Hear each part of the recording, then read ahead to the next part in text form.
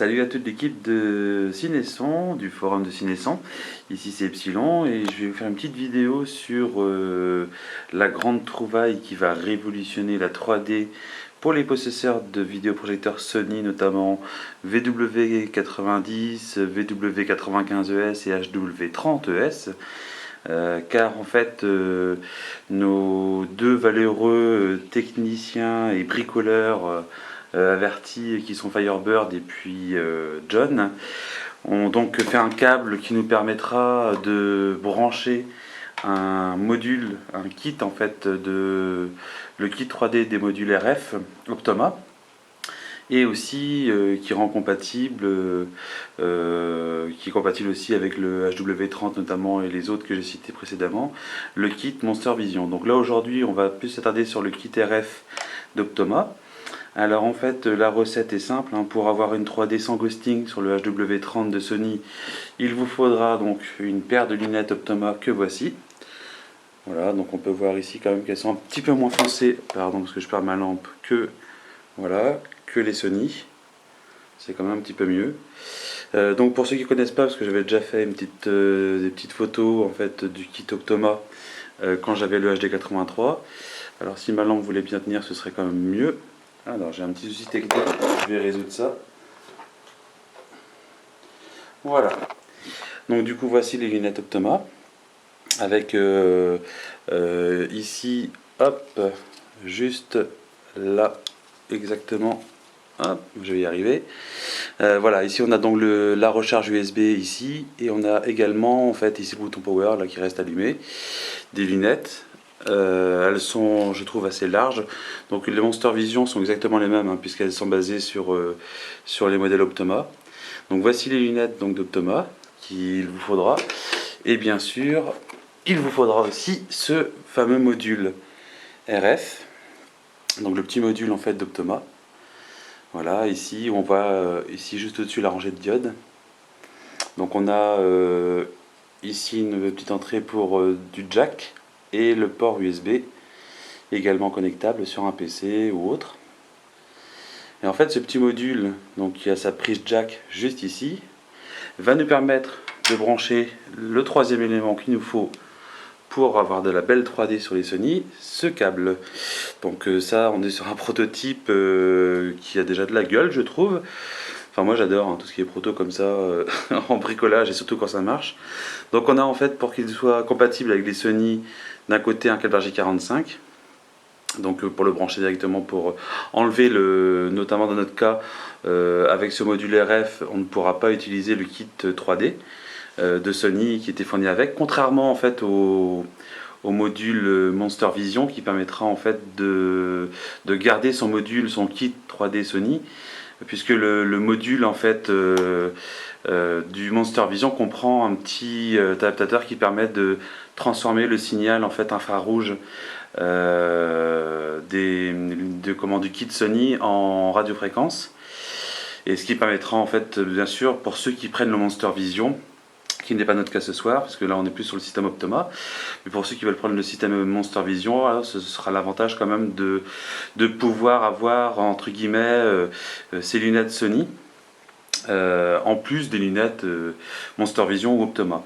Alors bon, moi personnellement j'avoue que le kit 3D Sony maintenant que j'ai fait quelques petites démos et réglages, n'ont plus grand intérêt en soi, je dirais, puisque on a une 3D qui est quand même assez mortelle et qui est même terrible, qui est exempte de tout ghosting, ce qui n'était pas le cas du tout avec les lunettes Sony.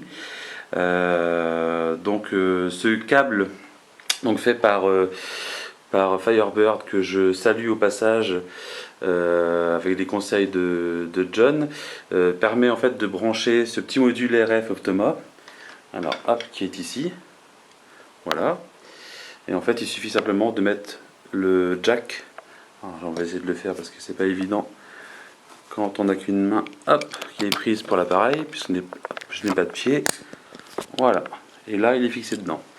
Donc là on a ici le jack, donc qui est rentré dans le petit module Optoma, et on va donc brancher hop l'RJ45 au Sony, de façon à ce qu'il soit reconnu par le petit module. Alors, allons-y. Hop. Alors on va peut-être pas voir grand chose. Alors je prends ma petite lampe portative. Décidément tout est MacGyver ici. Voilà, on va y arriver. Donc le petit câble Made in Cineson et Firebird va aller sur le HW30 sur le port ici. Hop, voilà, là on le voit mieux.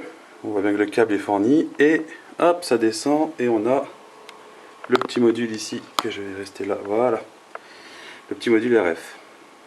Alors, ce qu'on va faire, c'est qu'on va faire les choses bien. Hop, on va du coup allumer le Projo. Voilà, alors qu'est-ce qui se passe quand on allume le Projo? Tout de suite, le petit module RF normalement devrait, si tout fonctionne bien, voilà. On a donc cette petite diode rouge donc qui attend une synchronisation 3D, une source 3D en fait au niveau de l'RJ45. Là on n'en a pas parce que le Projo s'allume. Donc pour information, donc je suis passé avec Rio 3D qui pour moi est un exemple pur de ghosting sur le Sony précédemment, puisque sur le HW30 j'en avais quand même pas mal. Et là avec ce système RF câble, voilà, donc là on voit tac tout de suite qu'il vient de se synchroniser, il s'est mis en LED verte. Donc ici on a nos lunettes également, hop, qui sont prêtes. Voilà, qui sont également synchronisés au module. Là, on a les 5 LED qui viennent d'apparaître.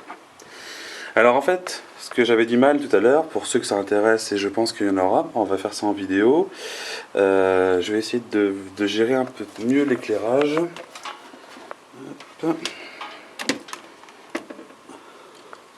Voilà, je ne sais pas si ce sera beaucoup mieux, mais bon, ce sera quand même un peu mieux. Alors, du coup, pour le régler, en fait, il y a donc une manipulation très simple sur ce kit, c'est qu'il faut rester donc appuyé hop, sur le joystick et le mettre sur la droite, comme je viens de le faire là.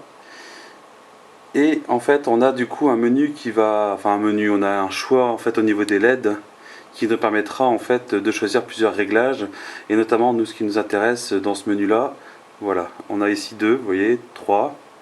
Voilà, donc en fait, les différentes diodes qui clignotent au fur et à mesure présentent 5 réglages différents. Donc en fait, nous, ce qui nous intéresse, c'est le deuxième, puisque le deuxième, là, c'est le premier, et le deuxième, voilà, je m'arrête dessus.